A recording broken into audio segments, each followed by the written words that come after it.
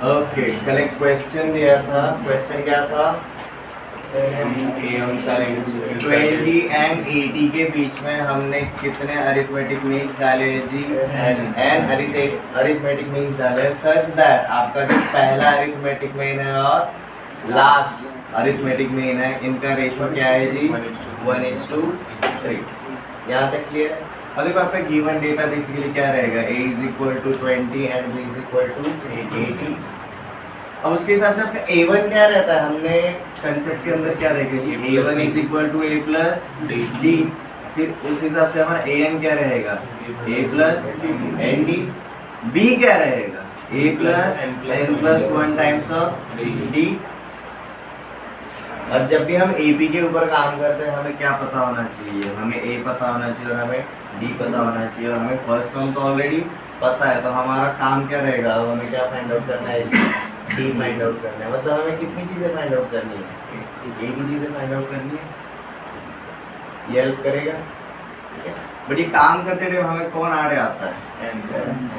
वहाँ पर कौन हेल्प करेगा आपको? B हेल्प करेगा, since B is equal to this.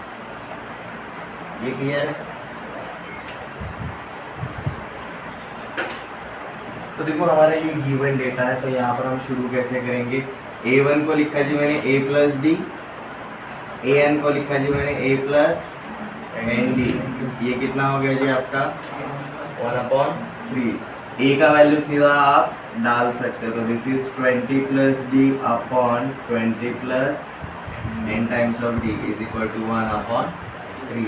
इसको अगर सिंप्लीफाई कर दोगे देखो आपको क्या मिलता है? 60 plus 3d is equal to 20 plus nd। यहाँ पर 40 बचेगा, यहाँ पर बच जाएगा। फिर आपको n minus 3 times of d is equal to 40।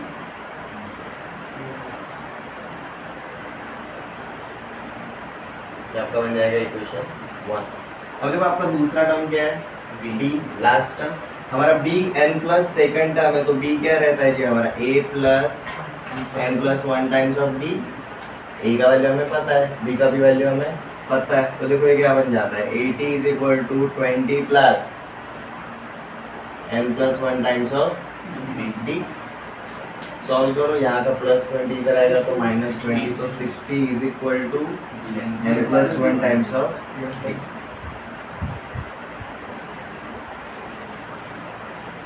दो इक्वेशन, दो अननोन, आराम से सॉल्व हो जाएगा। तो देखो मैंने क्या किया जी, यहाँ पर इक्वेशन 2 माइनस इक्वेशन 1 दोनों का लेफ्ट हैंड साइड सेपरेट करो। 60 में से 40 गया तो क्या बचा? 20 बचा। अब देखो यहाँ पर n plus 1 times of d, n minus 3 times of d, दोनों में कितने का डिफरेंस रहेगा? 4 का। Getting my point? देखो ना, n प्लस 1 मतलब क्या रहता है? d times of n plus d। ये क्या रहेगा? d times of n minus 3d। आप सब्ट्रैक्शन करो, आपका इसमें से ये माइनस करना है, ये साइन चेंज हो जाएगा। Plus dm minus dm cancel हो गया, plus d plus 3d, 4d बचा। तो आपको क्या मिला जी? 4d। तो d का वैल्यू मिल गया, d का वैल्यू क्या मिला आपको? 5। अब जैसे d का वैल्यू मिल गया, d का वैल्यू आप कहीं भी एक जगह पर डालो, आपको किसका वैल्यू मिल जाएगा? n का वैल्यू मिल जाएगा। देखो n का वैल्यू क्या आएगा यहाँ पर? d इज इक्वल टू 5, तो n minus 3 is equal to 8। अब n minus 3 is equal to 8, तो n इज इक्वल टू क्या आया? 11। और अगर n इज इक्वल टू 11 रहेगा तो ये क्या बन जाएगा आपका? 11d।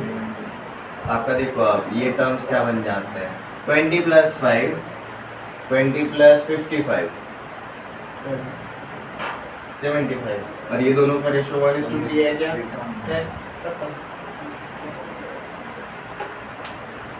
ये क्लियर?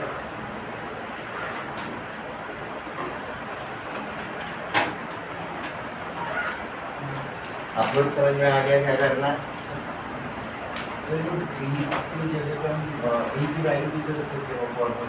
d पता का नहीं, वो b minus a upon n plus 1, but हमें n पता है क्या? नहीं सर, पर वो n प्लस 1 ही रखा, मतलब 60 अपॉन n प्लस 1 रखा। ऐसे कैसे चलता है? तो वो दो इक्वेशन।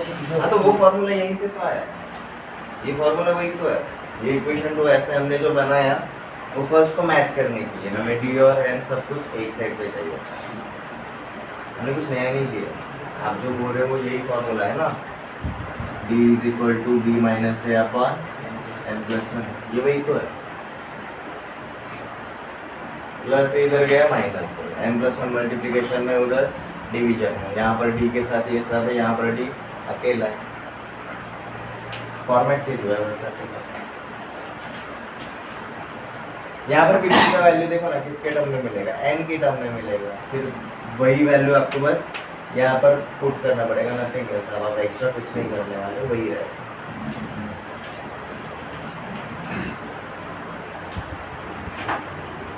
हो गया? ये समझ में आ रहा है, गिवन डेटा में ही सब कुछ रहता है, आपको क्वेश्चन कहाँ से शुरू करना है।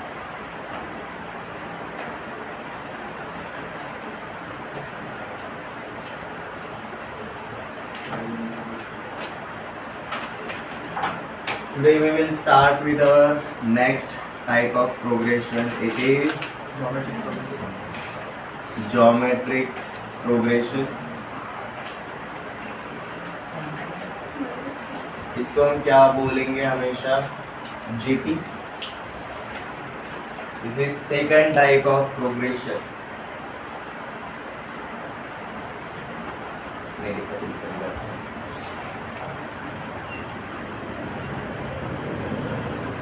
अब देखो ये नए टाइप का प्रोग्रेशन है। अरिथमेटिक प्रोग्रेशन हमें 10th के पहले भी पता था, उसको हमने अब थोड़ा सा एडवांस में देखा, एक एक्स्ट्रा वाला पार्ट देखा, that is properties of arithmetic mean, sorry arithmetic progression as well as arithmetic mean.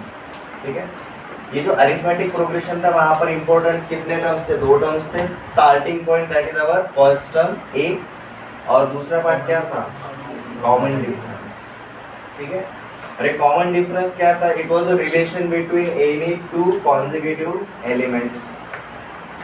अब यही रिलेशन अगर हम चेंज कर देंगे तो हमारा एक नया टाइप का प्रोग्रेशन बनता है। तो इसका स्ट्रक्चर, इसका skeleton as same as arithmetic progression ही रहेगा, सिर्फ अरिथमेटिक की जगह पर अब क्या आएगा, ज्योमेट्रिक आएगा। कॉमन डिफरेंस की जगह पर अब कॉमन रेशियो आएगा, सिर्फ इतने चेंजेस रहेंगे। फॉर्मूलेज भी लगभग सिमिलर ही होते हैं। यहाँ तक क्लियर है? डिटेल में देखेंगे, बाद में कंपेयर करेंगे, चलेगा? So let's start with definition of geometric progression.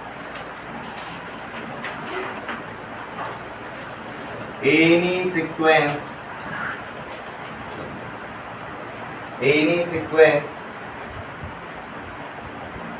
of non-zero numbers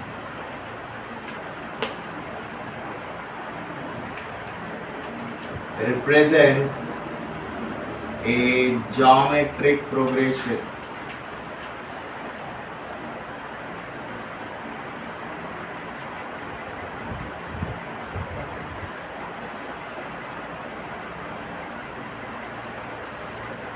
Any sequence of non-zero numbers represents a geometric progression if the ratio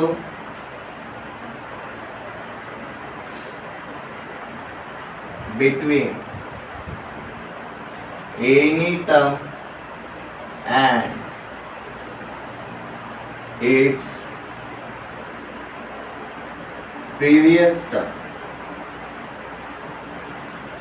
is always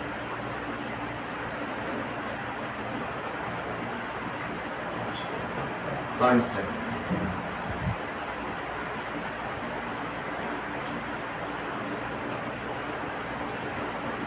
यहाँ पर कीवर्ड क्या है अपना, ratio. You will find out definition में ही similarity आपको मिलने लगेगी। AP में डिफरेंस था, difference between any term and its previous term is always constant. Difference की जगह पर आप क्या है, सिर्फ रेशियो। अब डिफरेंस में क्या रहता है आपका, अगर जीरो वाला टर्म भी आ जाता है चल जाता है, बट रेशियो में मतलब क्या आ रहा है, हम मल्टीप्लाई कर रहे हैं। इसलिए यहाँ पर एक और इम्पोर्टेंट पार्ट क्या रहेगा, जीबी जो भी रहता है उसके अंदर कभी जीरो आता है क्या, कभी नहीं। क्योंकि भाई जीरो के साथ हम किसी भी नंबर को मल्टीप्लाई करेंगे, सारे के सारे टर्म्स क्या हो जाएंगे, zero zero. So that's why any sequence of non-zero numbers represents a GP if the ratio between any term and its previous term is always constant. This ratio is called as, क्या बोलेंगे इसको, common ratio.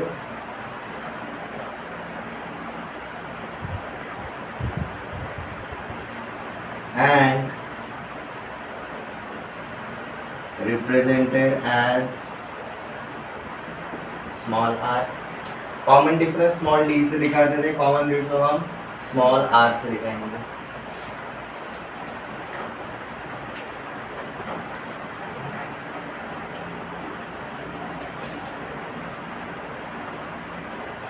देखो इसके example देखते हैं। Let's just say first one 4 12 36 108 and so on।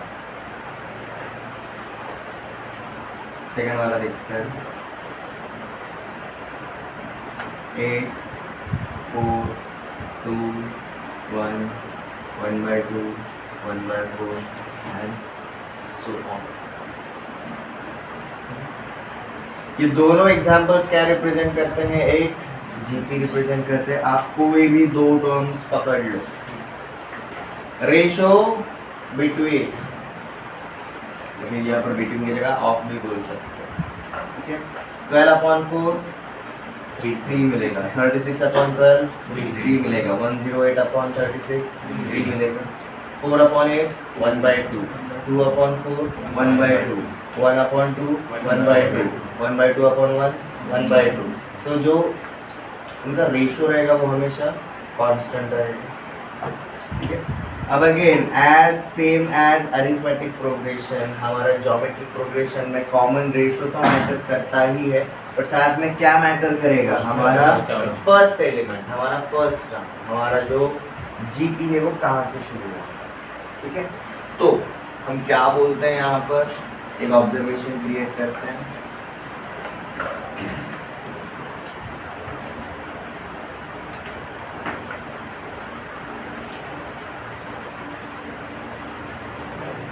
For a GP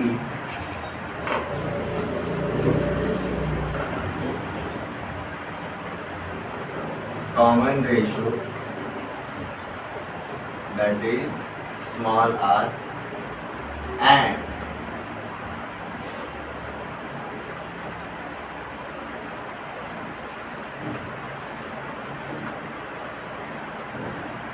starting point, अगर हम point की जगह हम क्या बोलेंगे, स्टार्टिंग एलिमेंट,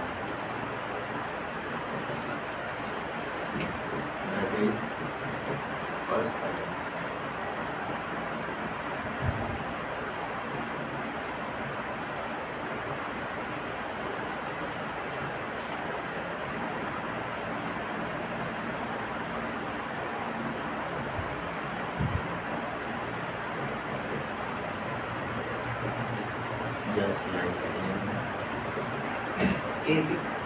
एपी के जैसी, एपी में ए एंड डी मैटर करता था, यहाँ पर ए एंड आर मैटर करेगा,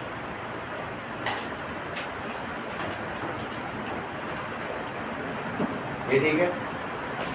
तो आपका कॉमन रेशियो कुछ भी हो सकता है, बट अगर हमारे नॉन जीरो नंबर्स रहेंगे तो हमारा कॉमन रेशियो हमेशा कैसा होना चाहिए, नॉन जीरो ही होना चाहिए। आपका कॉमन डिफरेंस जीरो हो सकता है, लाइक ए पी अगर मैंने बोला 1 1 1 1 1 1 1, ये क्या है, एक ए पी है, वैसे ये जी पी भी बन जाता है with common ratio 1।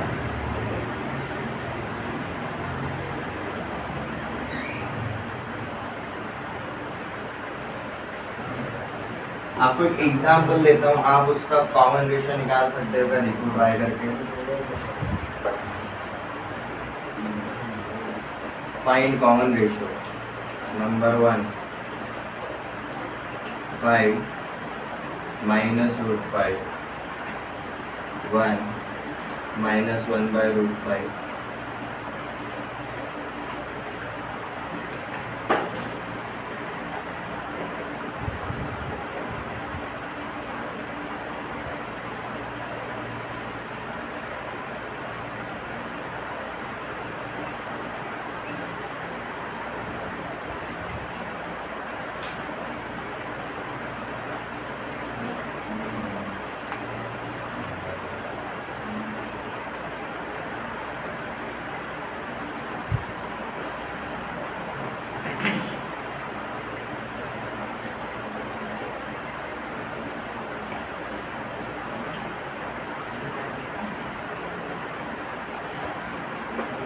Common ratio क्या रहेगा दोनों जगह पर? पहली जगह पर क्या है -1/√5। अब कोई भी दो टर्म सेलेक्ट करो, एक टर्म सेलेक्ट करो और उसको किससे डिवाइड करो आपके प्रीवियस वाले टर्म से, यहाँ पर आपको क्या मिलेगा?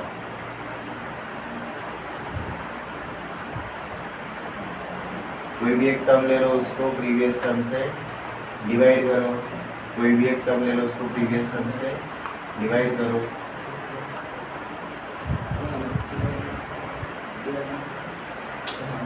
कौन सा टर्म सेलेक्ट करना है वो भी देख लो तुम। जानबूझ के ये वाला सेलेक्ट करूंगा भाई, इजी है, फर्स्ट वन में कैलकुलेशन ज़्यादा है। -1/3/2 क्या आएगा? -2/3। यहाँ पर ट्राई करके देखो, 2/3/-1 क्या आएगा? -2/3। दिस अपॉन दिस देखो क्या होता है, 3/2/-9/4। 3 2 2 नीचे, डिनोमिनेटर का डिनोमिनेटर किधर जाता है? न्यूमरेटर में जाता है। ये भी क्या बन जाता है आपका -2/3। तो हमारा रेशियो क्या है यहाँ पर? -2/3। समझ में आ रहा है? रेशियो जस्टिफाई करना बहुत इजी है। कोई भी दो पड़ोसी टर्म्स का रेशियो लेना है, term divided by previous term, उसके पहले वाला।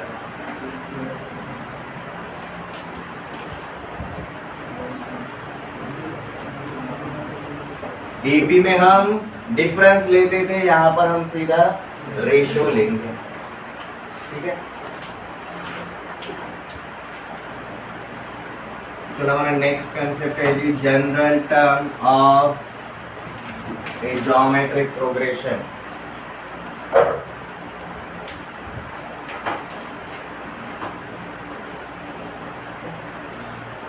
अब पहले देखो जी, इसके ऊपर ध्यान दो, ये किस तरीके से आएगा, हम लिखेंगे इसको अच्छे वाले फॉर्मेट।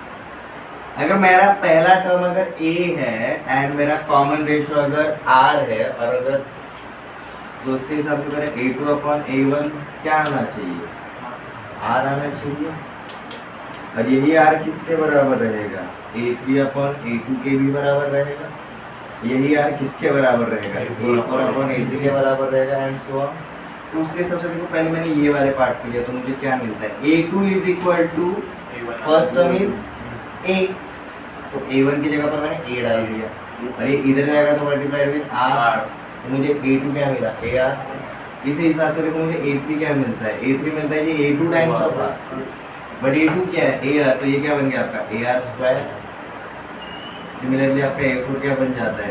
ar³। आपका a5 क्या बन जाएगा? ar⁴। आपको समझ में आएगा, यहाँ पर जो भी सफिक्स है वो यहाँ पर r का पावर 1 से छोटा है, ठीक है? तो इसी हिसाब से देखो हमें क्या मिलता है? an/an-1 = r। तो an = क्या हो जाएगा?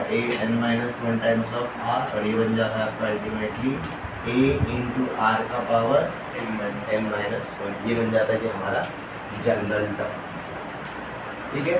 ओरिजिन कहाँ से है वो समझ में आ गया, तो इसको एक अच्छे फॉर्मेट में लिख लेते हैं।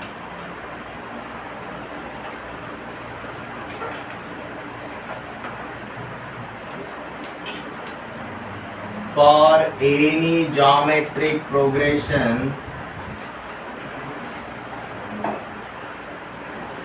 nth term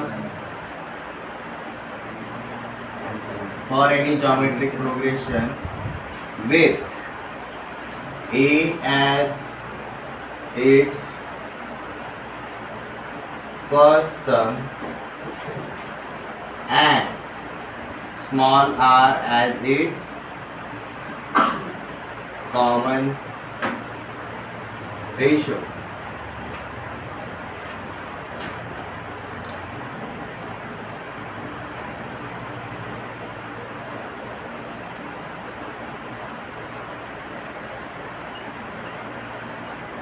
Nth term is represented as an is equal to a into r का power n-1।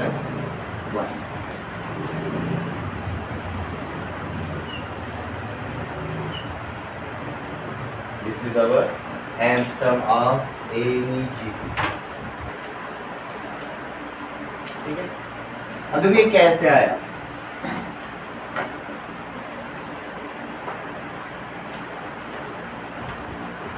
A1, A2, A3, A4, आपको ये कहाँ तक जाएगा जी हमारा An तक। लेट जस्ट से ये क्या है जी, एक जीपी है, और अगर ये जीपी है तो क्या होगा, any term divided by previous term is always equal to are.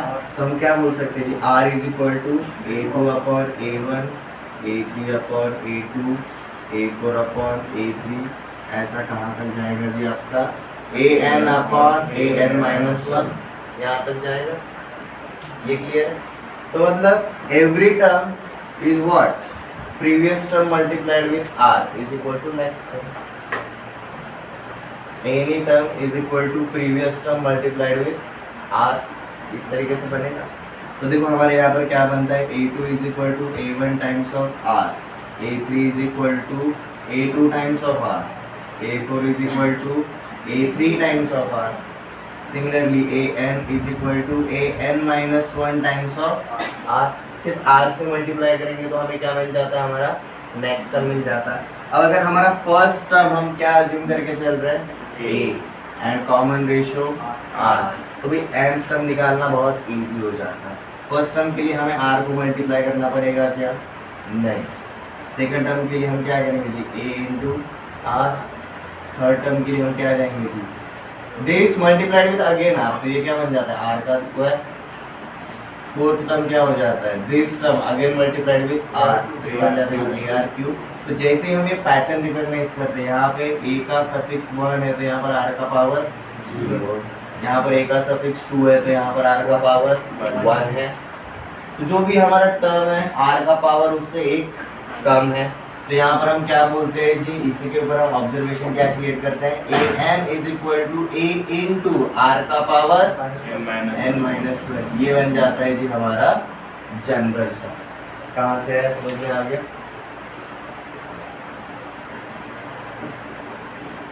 जब भी कोई थ्योरी वाला पार्ट समझ में नहीं आता, हम क्या अज्यूम करके चलेंगे, कंडीशंस।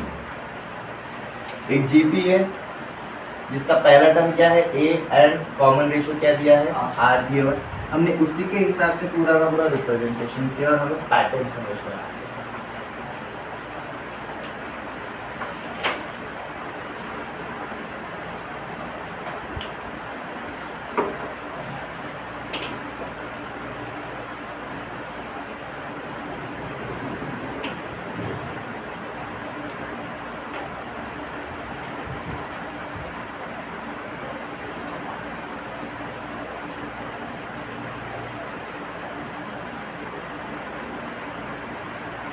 अब देखो ये हमारा कितवा टर्म है, ये हमारा nth टर्म है, बट ये कहाँ से है जी, this is nth term from beginning, शुरू से।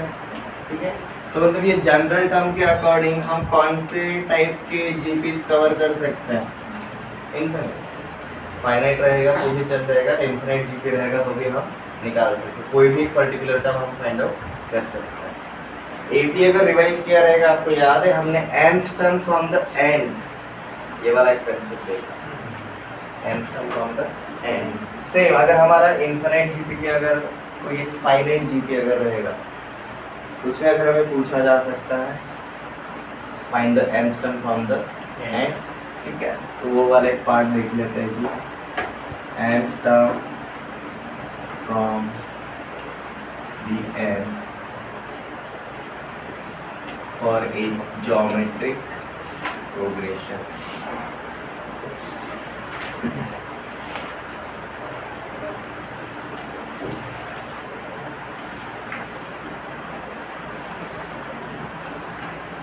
For any finite geometric progression having m elements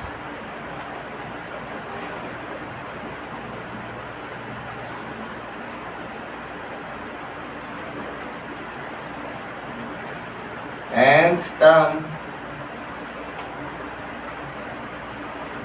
from the end is m minus n plus 1th term from the beginning. Therefore, according to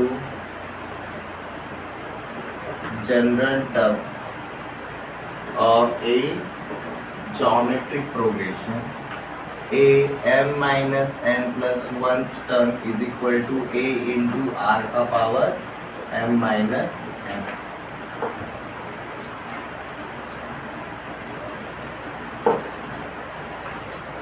ये again AP के जैसा ही है. अगर मेरा एक finite AP था, आगे से जो भी मेरा टर्म रहेगा, अगर मेरे पूरे एपी में हमने कितने एलिमेंट्स अज्यूम किए थे, 10 एलिमेंट्स अज्यूम किए थे. शुरू से जो चौथा रहेगा, सॉरी एंड से जो चौथा रहेगा, एंड से जो फोर्थ रहेगा, वो सामने से कितना था 7. ठीक है, तो देखो आपका एडिशन कितना आ रहा है, जो भी टोटल है m प्लस 1.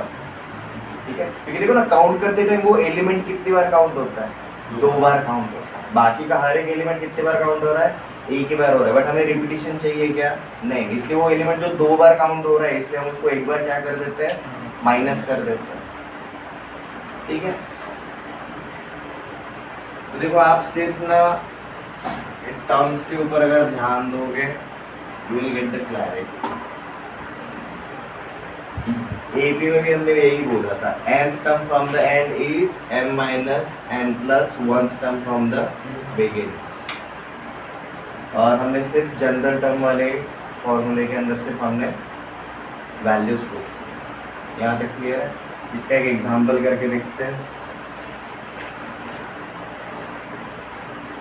1 2 4 so on, ये गया जी up to 4096. Find fourth term from the end. ठीक है, अब देखो यहाँ पर आपको सबसे पहले क्या है, आपको n दिया हुआ है, बट आपको क्या पता होना चाहिए, m पता होना चाहिए. आपको क्या पता होना चाहिए, r पता होना चाहिए. ये फॉर्मूले के हिसाब से आपको देखो ना a r m and n पता होना चाहिए. ठीक है, अब देखो आपको ये फाइनल वाला टर्म तो पता है, मतलब आपको ये पता चल गया. आपको पहला टर्म पता है, मतलब ये पता चल गया. दिस अपॉन दिस करोगे तो आपको r भी पता चल जाएगा. आपको fourth term from the end पूछा, मतलब n भी पता है. अब आपको क्या पता करना है, बेसिकली m पता करना पड़ेगा. और जैसे ही m पता चल जाएगा, आप एंड से फोर्थ वाला टर्म निकाल सकते हैं. Since this is our last term. ठीक है, तो देखो इसको हम सबसे पहले अप्रोच कैसे करेंगे.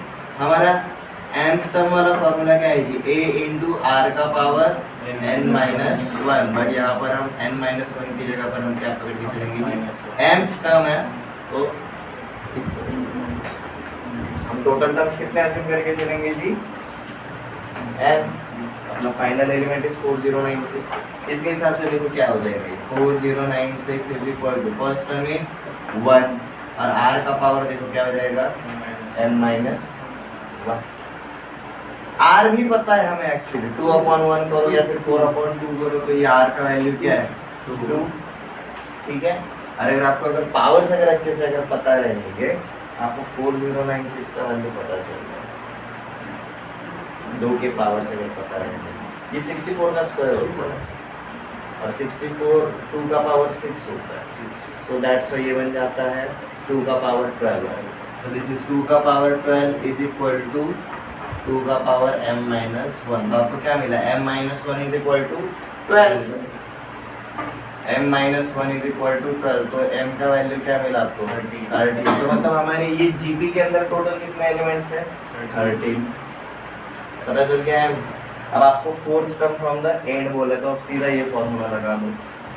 क्या बन जाएगा आपका, a1 r2 का power m minus n, that is 13 minus 4. 13 minus 4 कितना होता है, 9. तो 2 टू द पावर 9 कितना होता है, 512. ठीक है, this is fourth term from the behind, मतलब this is 10th term from the beginning.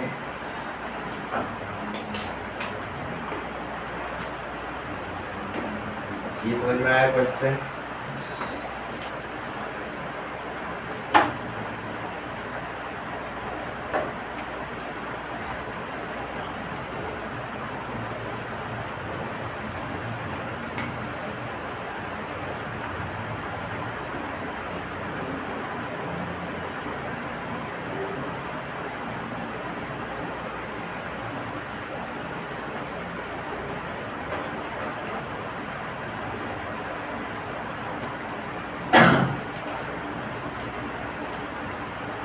To के पावर्स, 3 के पावर्स, 5 के पावर्स अच्छे से कर लो। प्राइम नंबर्स के पावर्स अगर आपको पता रहेंगे फायदे में रहोगे, क्योंकि प्राइम नंबर्स के फैक्टर्स प्राइम नंबर्स ही होते हैं, उनके पावर के फैक्टर्स।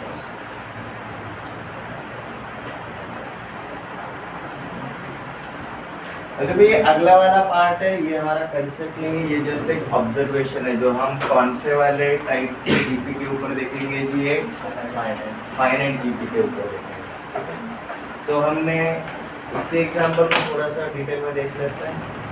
13 की जगह छोटे टर्म्स लेते हैं, लाइक 1 2 4 8 16 32 64 128 256 512 10 टर्म ले लिया, 2 to the power 0 से लेकर 2 to the power 9 तक। Any term divided by previous term, common ratio क्या रहेगा 2। तो देखो यहाँ पर हमारा a क्या है 1 है and r is equal to 2 है। अब देखो क्या करो, इसको अगर मैं ऐसा लिखूंगा 2 का पावर 0 2 का पावर 1 2 का पावर 2 2 का पावर 3 2 का पावर 4, अंडरस्टैंड करना बहुत इजी हो जाएगा, ठीक है। अब देखो ये फाइनाइट है, मतलब ये हमारा फर्स्ट टर्म रहेगा और ये हमारा 10th टर्म है, हमारा टोटल 10 एलिमेंट्स है इसमें। अब देखो फर्स्ट एपी के अंदर हमने क्या किया था, first term plus last term, second term plus second last term, third. अब यहाँ पर एडिशन की जगह पर कॉमन डिफरेंस था तो हमने एडिशन किया था, यहाँ पर कॉमन रेशियो, रेशियो मतलब क्या रहता है डिवीजन होता है। अब यहाँ पर हम क्या करेंगे प्रोडक्ट, ठीक है। तो first term into last term करके देखो, second term into second last term करके देखो 512, third term into third last term करके देखो। So you will find out any term equidistant from the beginning and same term from the end. जब भी इनका product करोगे ये हमेशा क्या आता है आपका कांस्टेंट आता है, ठीक है। तो फाइनाइट जीपी के अंदर ये एक रिलेशन होता है, हम इसको प्रॉपर्टीज में कन्वर्ट करेंगे ही करेंगे, बट उससे रिलेटेड एक क्वेश्चन कर देते हैं। Fourth term of A GP is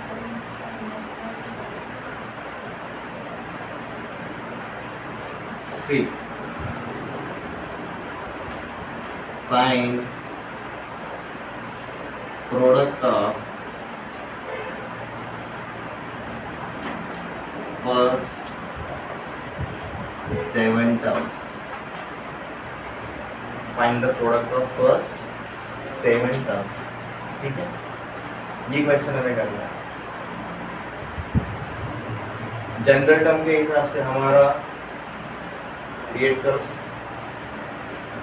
nth term अगर हम an लिखते हैं तो फोर्थ टर्म क्या लिखेंगे a4। तो अकॉर्डिंग टू क्वेश्चन हमारा क्या रहेगा a4 which is equal to 3 is represented as a into r का पावर 3, ठीक है, ये बराबर हमें यही पता है। अब नेक्स्ट क्या बोला है, find product of first 7 terms, मतलब हमें क्या फाइंड आउट करने के लिए बोला है a1 into a2 into a3 into a4 into a5 into a6 into a7 is equal to जो भी है, हमें ये फाइंड आउट करने के लिए बोला है। तो गिवन डेटा एंड जो भी पूछा है वो अच्छे से लिख सकते हो।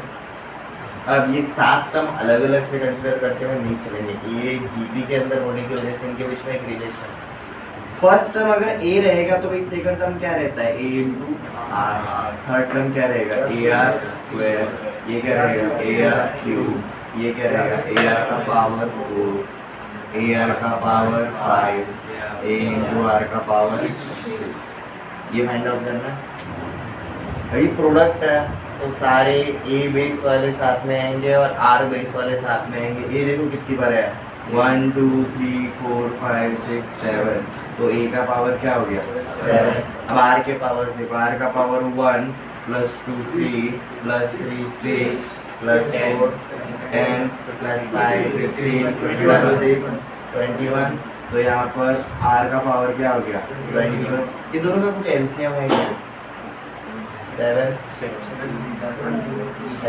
सॉरी एचसीएफ है क्या 7, ठीक है। तो मैं इसको ऐसा बोल सकता हूँ, this is nothing but a r cube का power 7, but a r cube तो दिया हुआ है, दैट इज 3। तो हमें क्या मिला, 3 का पावर 7। अब 3 का पावर 7 विल बी आवर। समझ में आया कैसे किया, हमने कुछ नया किया नहीं, हमें जो पता था उसी को हमने यूज किया। एपी में जैसे बोला था ए और डी मैटर करते हैं, जीपी में कौन मैटर करेगा, ए एंड आर। तो जब भी कोई जीपी मिलेगा आप क्या करोगे, first term and common ratio के टर्म में लेकर आओगे। जब भी कोई एपी मिलेगा आप क्या करोगे, first term and common difference के टर्म में लेकर आओगे। ये समझ में आ गया क्वेश्चन।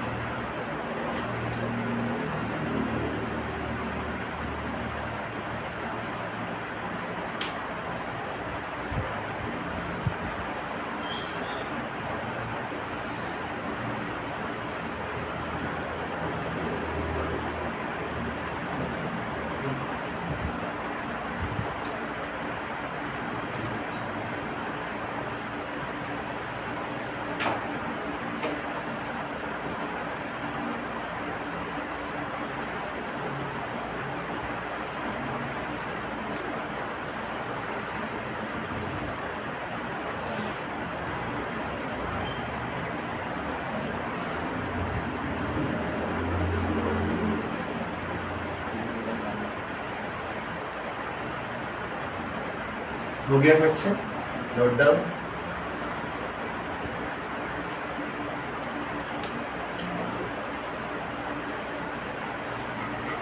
देखो हमने ए बी के अंदर क्या देखा था, नेक्स्ट सिलेक्शन ऑफ टर्म्स। अगर हमें सिर्फ 2 टर्म्स दिए रहेंगे तो क्वेश्चन सॉल्व करना बहुत इजी, बट व्हाट इफ अगर हमें किसी भी एक ज्योमेट्रिक प्रोग्रेशन के मल्टीपल एलिमेंट्स के बारे में कुछ दिया रहेगा। सो जैसे हमने एपी में देखा था, सिमिलरली यहाँ पर हम क्या देखेंगे जी, selection of terms for a geometric progression. तो जैसे हमने वहाँ पर टेबल बनाया था वैसे ही यहाँ पर भी क्रिएट करेंगे। First table will be number of terms, second will be हमारे टर्म्स क्या रहेंगे, एंड फाइनल हम किसके बारे में बात कर रहे हैं जी, उनका कॉमन रेशियो क्या रहेगा, ठीक है। तो लेट जैसे हमें अगर सबसे पहले 3 टर्म्स अगर सेलेक्ट करने रहेंगे तो हम क्या करेंगे, बीच वाला ए पकड़ के चलेंगे, अगला वाला ए इंटू आर, पिछला वाला ए अपॉन आर। अब इनके बीच में कॉमन रेशियो क्या रहेगा, आर। यहीं पर अगर हमें 4 टर्म्स अगर सेलेक्ट करने रहेंगे तो देखो हम क्या करेंगे, a upon r cube, a upon r, a into r, a r cube. इनके बीच का कॉमन रेशियो क्या रहेगा, आर स्क्वायर। 5 टर्म्स अगर सेलेक्ट करने रहेंगे तो a upon r square, a upon r, a into r, a r square. इनके बीच का कॉमन रेशियो क्या रहेगा, आर स्क्वायर। मैच कर रही है एपी के साथ।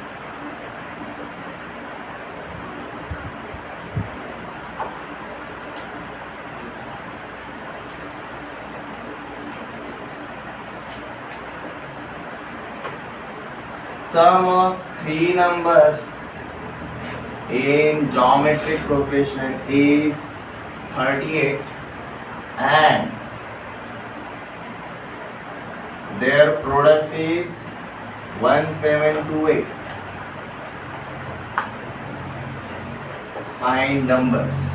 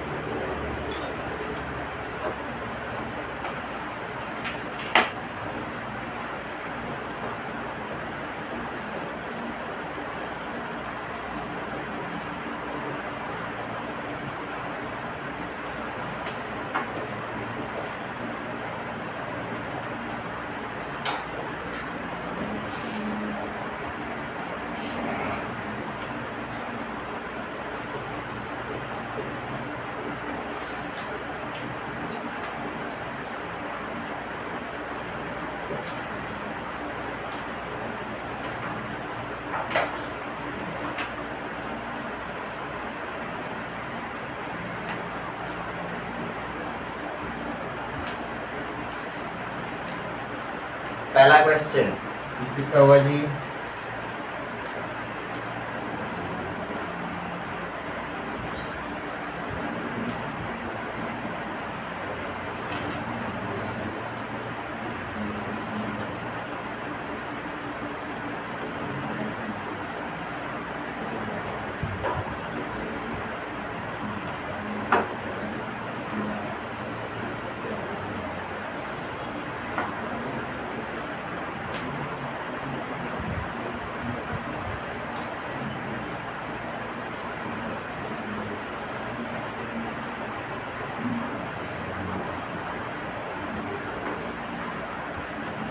पहले ये 3 क्वेश्चंस करेंगे। आपको सिलेक्शन ऑफ टर्म समझ में आ गया? 3 रहेंगे तो क्या करना है, 4 रहेंगे तो क्या करना है, 5 रहेंगे तो हमें क्या करना है।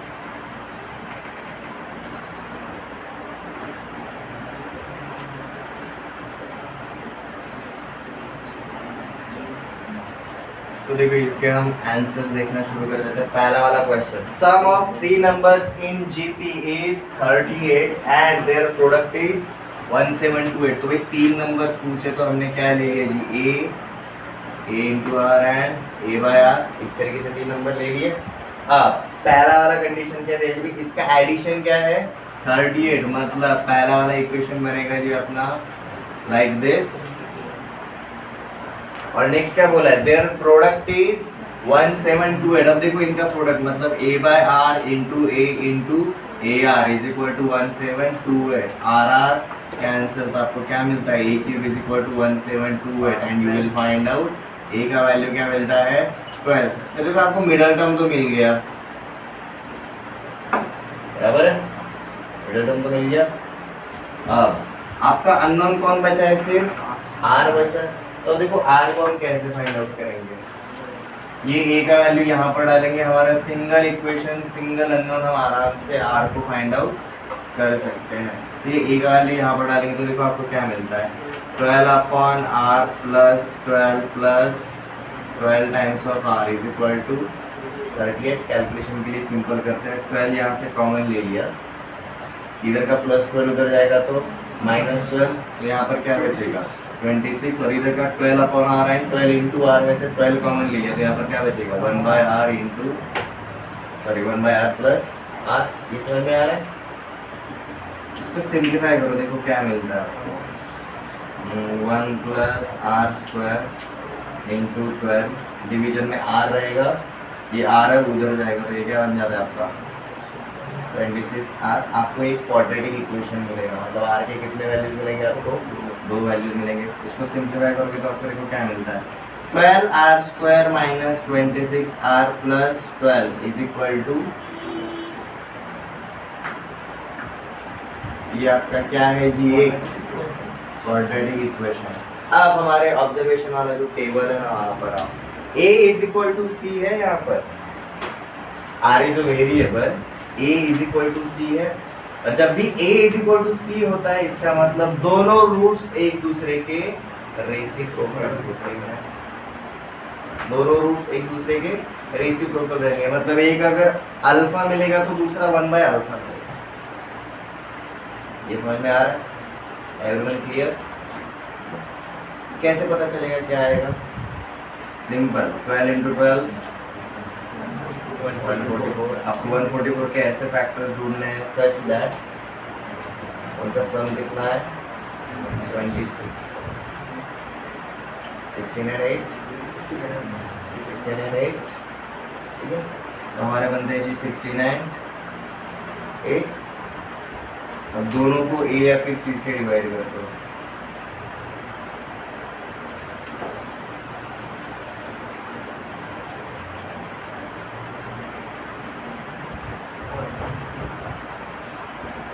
सॉरी 69 9, राइट,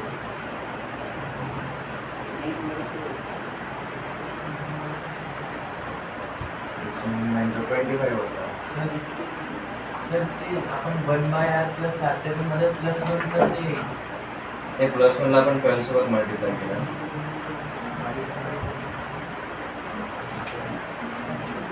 सर ये 12 कॉमन लेके आएगा तो प्लस हाँ क्या भाई आएगा? काम करके वापस से क्रॉस चेक करते हैं। a का वैल्यू तो 12 बराबर है a upon r plus a plus a into r is equal to 12 on media 1/r plus r is equal to 6 1 plus r square upon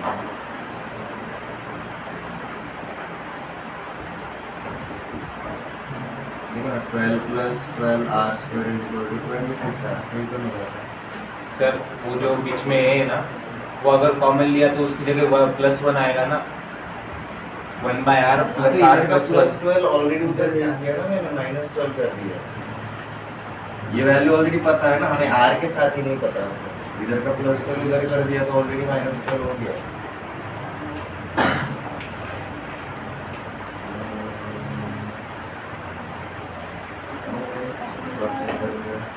Twelve r square minus 26 r plus 12 is equal to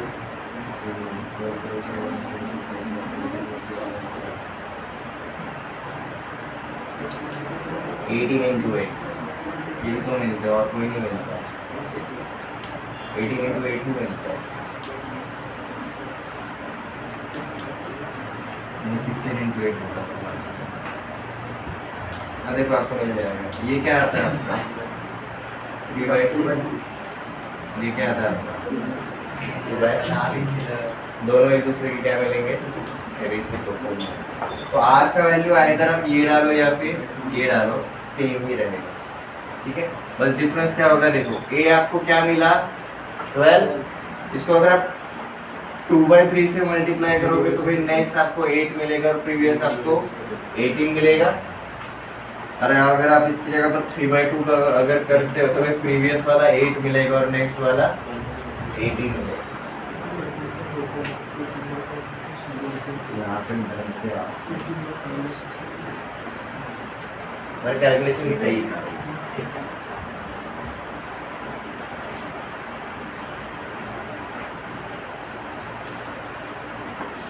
r is equal to 3/2 या फिर 2/2। और discriminant फॉर्मूले से काफी बड़े वाले values हो जाते हैं, दैट्स व्हाई हम वो अवॉइड करते हैं। पर स्टिल वहां से जाना कन्वीनियंट हो जाए। ओके, अब देखो आपको a मिल गया, आपको r मिल गया, तीनों के तीनों टर्म्स फाइंड आउट कर सकते हो।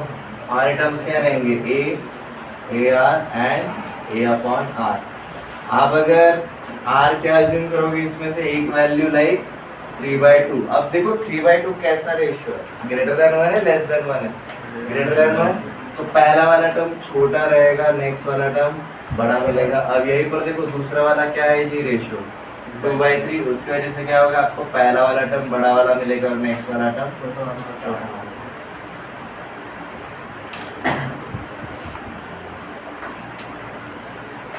तो देखो सेकंड एंड थर्ड में से किसके लिए जाना चाहते हो चूज करो।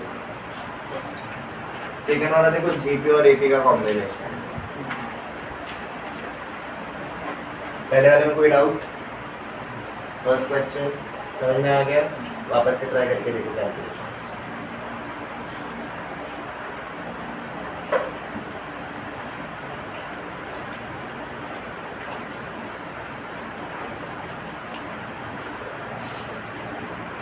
देखो हमें तीन नंबर्स क्या मिले, आइदर दिस इज 8, 12 एंड 18, या फिर वो जीपी क्या रहेगा जी 18, 12 एंड 8। अब यहाँ पर इस टाइप के क्वेश्चन करने के बाद आपको समझ में आ जाएगा जीपी का ऑर्डर अगर चेंज कर दिया तो कुछ फर्क पड़ता है क्या? नहीं, जीपी वो हमेशा जीपी ही रहेगा। This is as same as AP के अंदर। एपी को अगर हमने उल्टा अगर किया, इनवर्स अगर किया तो उसका बिहेवियर चेंज होता था क्या? वो एपी का एपी ही रहता। ठीक है, सेकेंड क्वेश्चन पे चले। अब 3 नंबर्स आर इन, चलो वो दिख नहीं रहा सर। ये तो दिख रहा है, चालू। 3 numbers are in GP whose sum is 70। तो देखो 3 नंबर्स बोला है तो हम क्या अज्यूम करके चलेंगे? A upon R, A and A into R। ये जो 3 नंबर्स इनका सम कितना है जी 70। तो पहला वाला equation A by R plus A in plus A into R is equal to 70।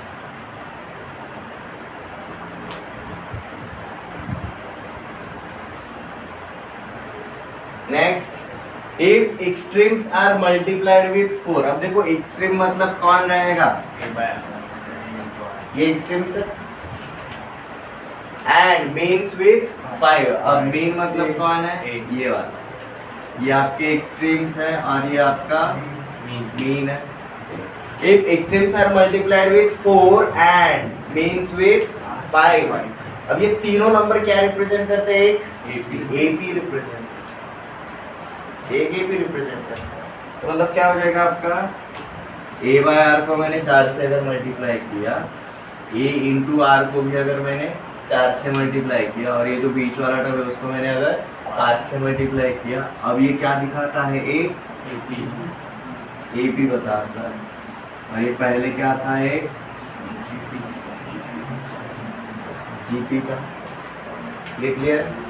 अब अगर 3 नंबर से अगर एपी में रहेंगे तो हमें पता है उनके बीच में रिलेशन क्या होता है। Property number 5, if 3 numbers are in AP then middle term is equal to first term plus last term upon 2। यहाँ पर अगर ये एपी में रहेंगे तो 2 times of this is equal to this plus this. ठीक है, हम सीधा क्या बोलेंगे इसको? अगर ए पकड़ेंगे बी और सी पकड़ेंगे, अगर ये अगर एपी में तो हम क्या जानते हैं? 2 times of b is equal to a plus c. कर दो तो 2 टाइम्स ऑफ बी मतलब ये क्या हो जाएगा? 10a is equal to this plus this. 4a common ले सकता हूँ, ब्रैकेट के अंदर क्या आएगा? 1 बाय आर प्लस आर। ये 4a इधर मल्टीप्लिकेशन में इधर ये भी लेके आएगा। सबसे पहले a और a कैंसल, 10 अपॉन 4 मतलब 5/2। 5/2 इज इक्वल टू क्या मिलेगा आपको? 1 बाय आर प्लस आर। ठीक है, ये सिंगल इक्वेशन सिंगल है ना, आप देखते से बता सकते हो। This is nothing but 2 plus 1/2। 5/2 को इतने अच्छे से तो आप जानते। This is nothing but 2 plus 1/2। ये इसके साथ मैच कर रहा है ना, r प्लस 1 बाय आर से। r इज इक्वल टू क्या रहेगा अपना? लिटरली 2 रहेगा। तो देखो आपको r इज इक्वल टू 2 मिल गया, और जैसे ही r इज इक्वल टू 2 मिल गया आप आराम से काम कर सकते हो कहीं पर। ठीक है, r इज इक्वल टू 2 यहाँ पर डाल दो। पहले देखो क्या होता था? पहले आपको a मिलता था, अब आपको r मिलता है। चल जाएगा, r का वैल्यू यहाँ पर डाल दो। आपको ये इक्वेशन सॉल्व करना रहेगा। यहाँ तक किसी को कोई डाउट? तो r इज इक्वल टू 2 डालेंगे तो हमें क्या मिलेगा? a/2 plus a plus 2 times of a is equal to 70। मैं सबका बेस 2 बनाना चाहता हूँ, इसलिए मैंने क्या कर दिया है जी? ये कर दिया। चलेगा? तो देखो आपको क्या मिला? a plus 2a plus 4a 7a upon 2 is equal to 70। यहाँ पर बचेगा 10, तो a/2 इज इक्वल टू 10, तो a इज इक्वल टू क्या मिलेगा? 20 मिलेगा। और जैसे a 20 मिल गया और R2 पता है, तो भाई नंबर्स फाइंड आउट करना इजी होगा। ठीक है, आपका बीच वाला नंबर रहेगा 20, 10, 20, 40। एक तो ये नंबर्स रहेंगे या फिर 40, 20, 10, ये नंबर्स रहेंगे।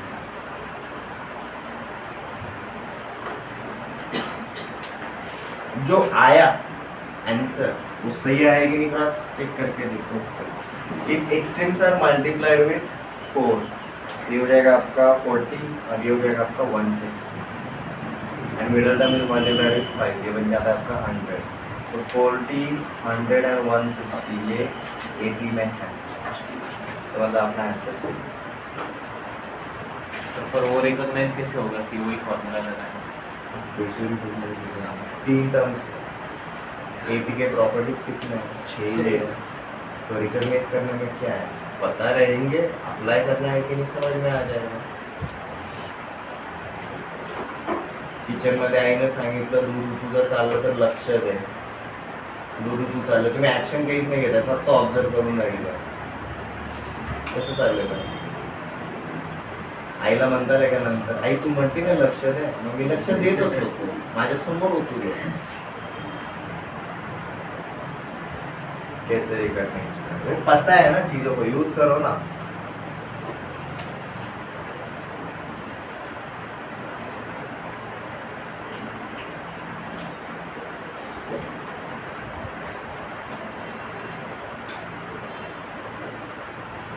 तो देखो थर्ड क्वेश्चन के लिए चलेंगे, हो गया सेकंड नोट डाउन, समझ में आ गया प्रोसेस एवरीवन?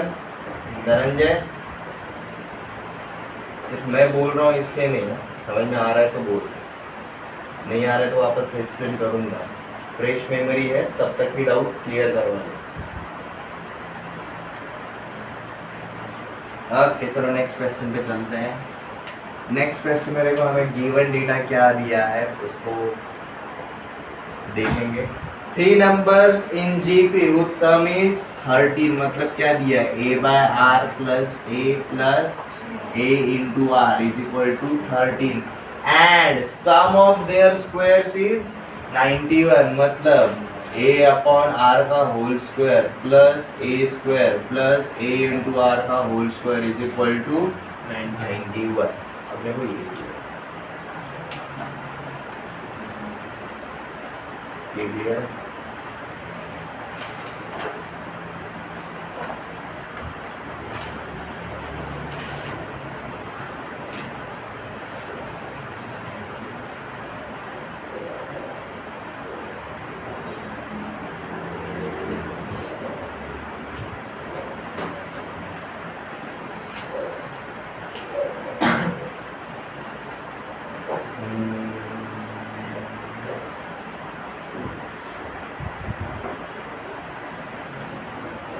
इक्वेशंस के बीच में कुछ रिलेशन है, यहाँ से हम a कॉमन ले सकते हैं, यहाँ पर ये बन जाता है जी 1 by r plus 1 plus r। इसको सिंप्लीफाई करेंगे तो क्या मिलेगा, r डी ओमेगा मिलेगा, 1 plus r square upon r, ये बन जाता है 1 plus r square upon r is equal to r2। हमने पहले जो गिवन डेटा था उसको थोड़ा सा सिंप्लीफाई कर लिया हमारे लिए। दूसरा वाला पार्ट देखो क्या दिया हुआ है, a square upon r square plus a square into r square is equal to 91। a square common ले सकता है तो a स्क्वायर में कॉमन ले लिया और अंदर क्या बचेगा 1 upon r square plus 1 plus r square, इसको सिंप्लीफाई कर लेंगे आगे तो ये क्या बन जाता है अपना a square upon r square bracket के अंदर या फिर a स्क्वायर बाहर ही रखते हैं, अंदर क्या हो जाता है 1 plus r square plus r raise to 4 upon r square is equal to ये क्या बन जाता है अपना 91। ठीक है, इसको हम क्या करते हैं जी, अब इक्वेशन 1 बोल के चलते हैं और इसको इक्वेशन 2 बोलते। यहाँ तक कैसा है समझ में आ गया, यहाँ तक किसी को कोई डाउट? हमें जो गिवन डेटा था हमने उसको एक इक्वेशन फॉर्मेट में लिखा, उसको हमने सिंप्लीफाइड फॉर्मेट में कर दिया। अब यहाँ पर अगर गौर करोगे, यहाँ पर ये जो डिवीजन में आर है, अंदर की जगह मैं बाहर ला सकता हूँ, मल्टीप्लिकेशन नहीं है ना। यहाँ पर भी ये जो डिवीजन में आर स्क्वायर है, उसको मैं यहाँ की जगह पर इधर लेकर आ सकता हूँ। अब देखिए जो ब्रैकेट के बाहर के टर्म है उनको कैंसिल करना इजी हो जाएगा अगर ऊपर भी स्क्वायर रहेगा तो। ऊपर अगर मैंने स्क्वायर कर दिया तो देखो ये बन जाएगा आपका a square upon r square, ये ब्रैकेट का whole square is equal to 169। ये समझ में आया। अब फिर उसके बाद इन दोनों के बीच में जो भी रिलेशन है वो करना बहुत इजी हो जाएगा। So let's go there.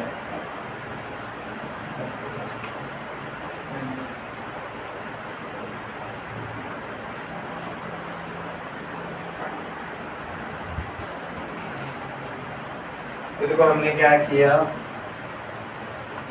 Equation 1 जो है उसका सीधा स्क्वायर कर दिया। तो स्क्वायर करने के बाद देखो ये क्या बन जा रहा है आपका, a square r square 1 plus are square का whole square is equal to 169। अरे जो अपने इक्वेशन 2 है ना उसको डिवाइड करेंगे, ठीक है। तो देखो इक्वेशन 2 क्या है अपना, a square upon r square 1 plus are square plus r raise to 4 is equal to 91, बराबर। अब देखो ये जब डिवीजन परफॉर्म करेंगे तो क्या होगा, ये वाला पार्ट कैंसिल हो जाएगा। इनके डिवीजन में देखो 13 से दोनों डिवाइड होते हैं, ये क्या बन जाएगा अपना 13, ये क्या बन जाएगा अपना 7। तो देखो हमें रिलेशन क्या मिलता है, ये ऊपर वाला स्क्वायर आप एक्सपैंड कर सकते हो, ठीक है। नहीं तो सीधा मल्टीप्लाई करके शुरू करेंगे। तो 7 times of 1 plus are square का whole square is equal to 13 times of 1 plus are square plus r raise to. Single equation single unknown, काम करना इजी है। तो चलो सबसे पहले ब्रैकेट्स को एक्सपैंड करते हैं। a plus b plus c का whole square, a square plus b square plus c square plus 2ab plus 2bc plus 2ac।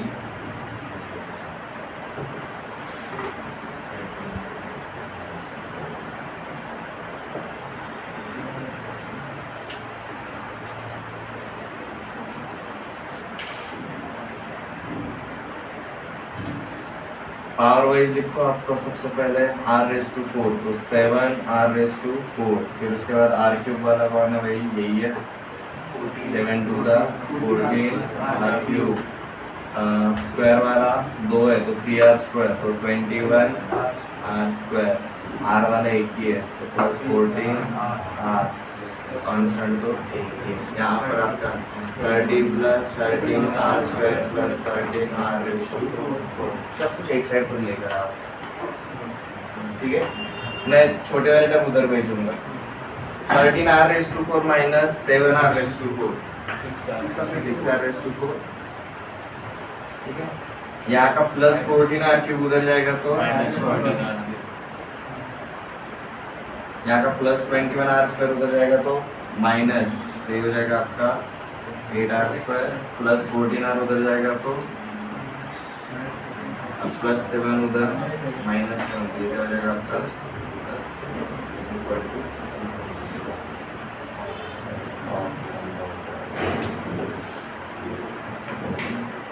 Short तरीका ढूंढना पड़ेगा।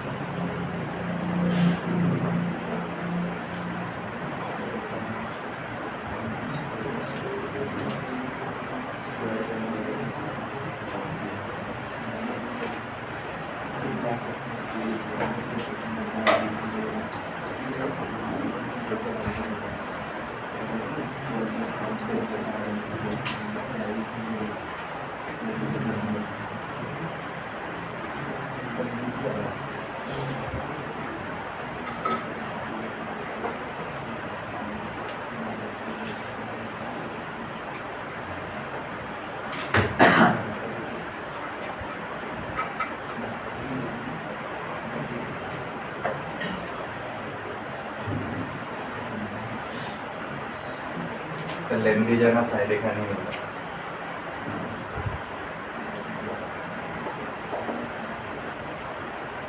ओके, हम गिवन डेटा को थोड़ा सा अलग तरीके से अप्रोच कर सकते हो, क्योंकि देखो आपका ये इक्वेशन किस में जा रहा है, पावर को आपको आर के कितने वैल्यूज में लिखने जाएंगे, 4, मैक्सिमम 4, उसमें से 2 रियल रहेंगे और 2 इमेजिनरी रहेंगे।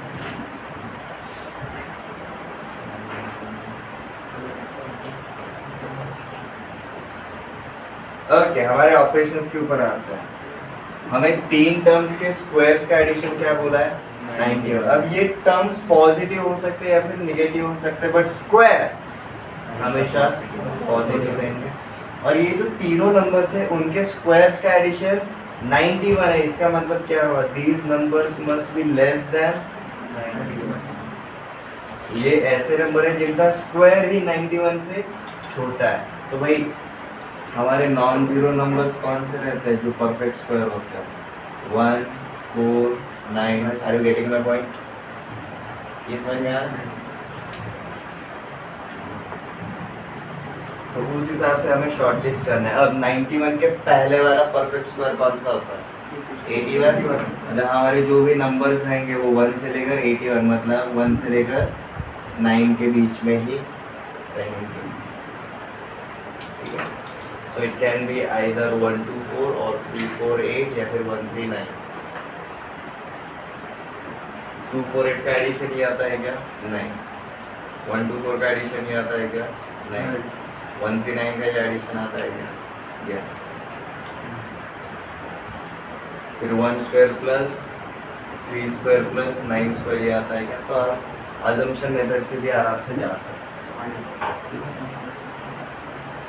इसको सॉल्व करने का भी तरीका ढूंढूंगा, बट इतना लेंदी अफोर्डेबल नहीं है।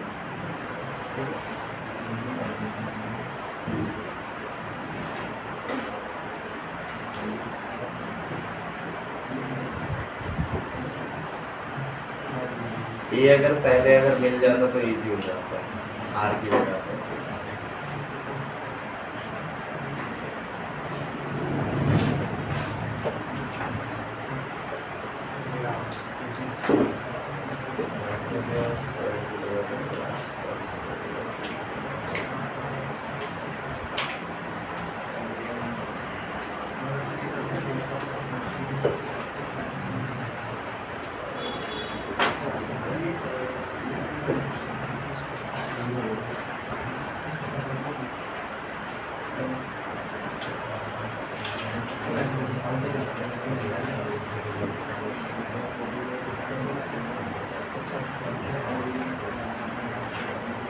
ओके, ये क्वेश्चन के ऊपर बाद में आता है, बट अजम्पशन मेथड से इजीली सॉल्व हो जाएगा। इसके लिए सब्जेक्टिव तरीका लेकर आऊंगा मैं।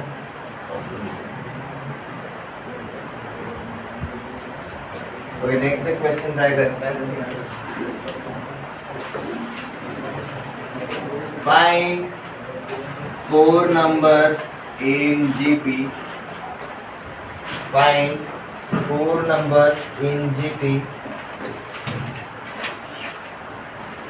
for which A3 minus A1 is equal to 9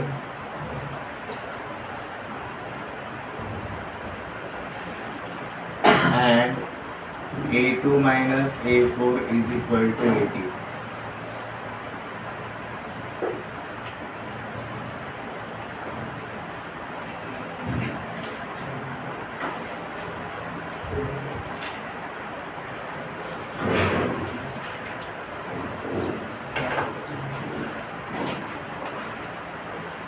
अब सबसे पहले हमारे अगर ये 4 टर्म्स है, ठीक है, अब सीधा आप ऐसा भी अज्यूम करके चल सकते हो ए r square and a r cube, ठीक है, क्योंकि रिलेशन आपको इसी तरीके से दिया होगा।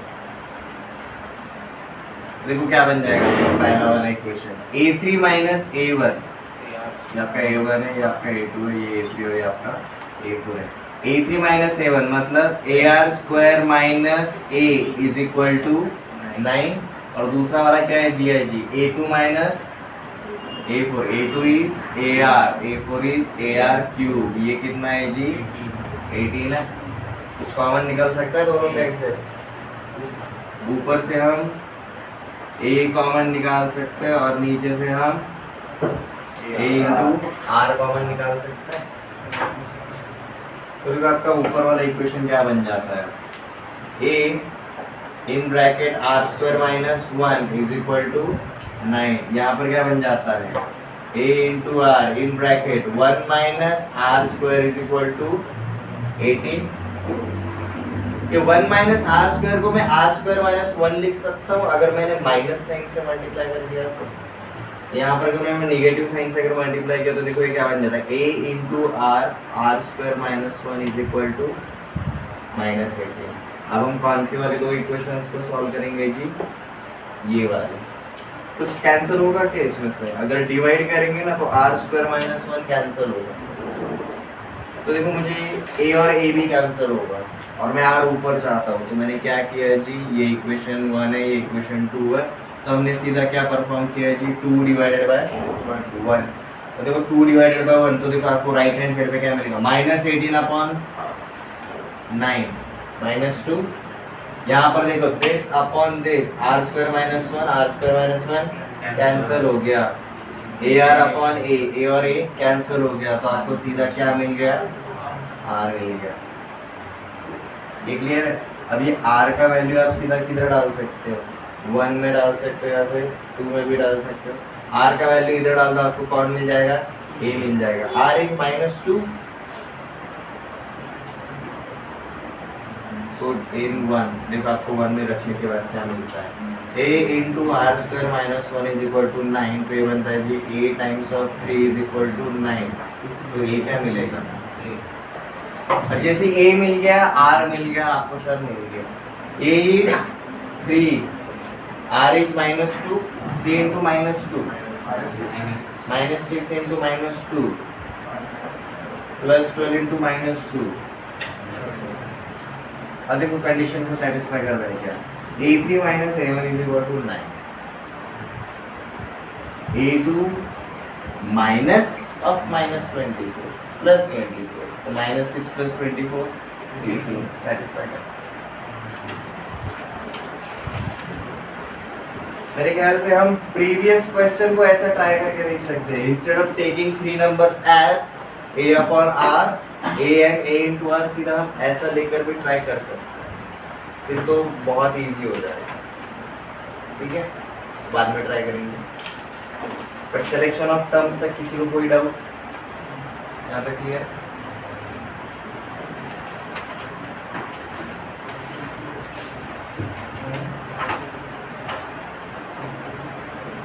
अब हमारा जीपी में जो नेक्स्ट पार्ट बचा है वो हम नेक्स्ट लेक्चर में देखेंगे। कल आते से हम क्या देखेंगे जी, sum of n terms of GP, जैसा एपी में देखा था, प्रॉपर्टीज ऑफ जीपी जैसे हमने एपी में देखे थे, एंड ज्योमेट्रिक में जैसा हमने अरिथमेटिक में देखे। ठीक है, प्रीवियस एग्जाम्पल को ऐसा ट्राई करके देख सकते हैं।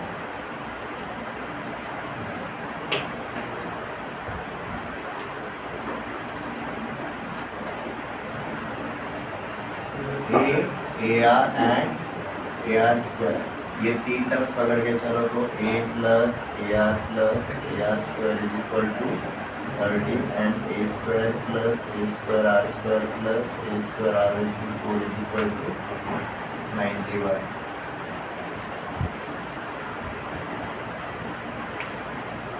ऊपर से अगर a कॉमन अगर ले लिया तो बन जाता है आपका 1 plus are square is equal to 13। नीचे से अगर ए स्क्वायर अगर कॉमन ले लिया तो बन जाता है आपका 1 plus are square plus r raise to 2 is equal to 91। अब ये कैंसिल करना इजी हो जाता है, ऊपर वाले का स्क्वायर करें 169 91 ए स्क्वायर 1 प्लस आर मेरे ख्याल से वही मिलेगा वापस।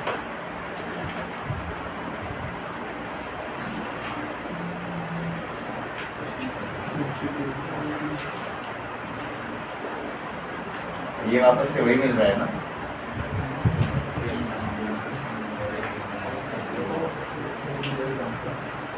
वापस से वही मिल रहा है।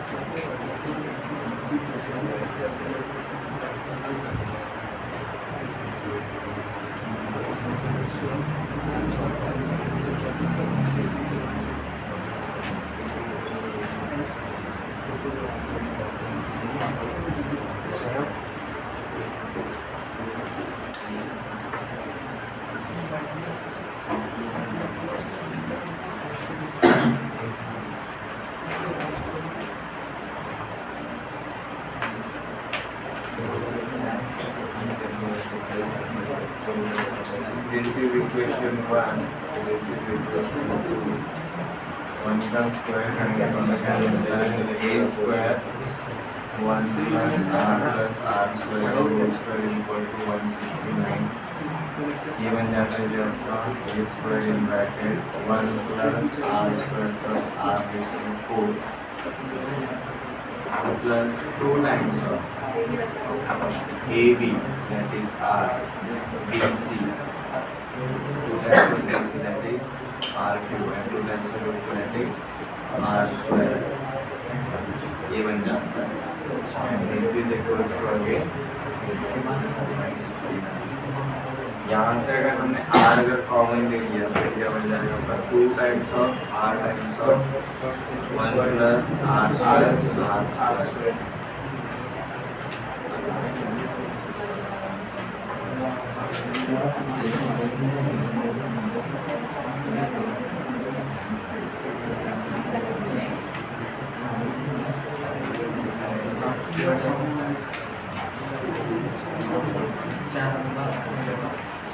अब यहाँ पर हम क्या कर सकते हैं, देखो यहाँ पर ये 1 plus are square plus r raise to 4 है ना, इसको हम ऐसा लिख सकते हैं 91 अपॉन ए स्क्वायर, ठीक है।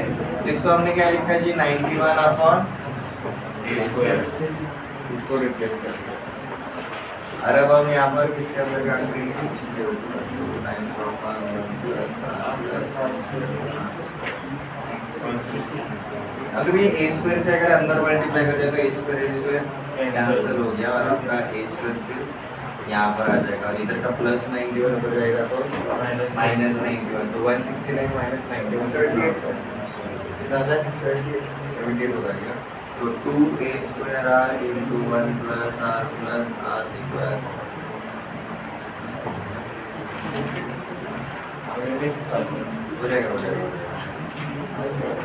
हो जाएगा सब हो जाएगा। 2 से डिवाइड कर देंगे तो ये एक को अंदर मल्टीप्लाई कर दिया a plus a r square, ये कितना हो गया आपका 39 हो गया। But a plus a r square कितना था 13 था, तो ये आपका 13, तो ये कितना आ जाएगा 3, तो a into r is equal to 3। तो देखो मिडल टर्म आपको 3 मिल गया, ठीक है। और रेशो कभी 1 होता है क्या, नहीं होता, इसका मतलब आपका r इज इक्वल टू 3 रहेगा, a इज इक्वल टू 1 रहेगा। हो गया।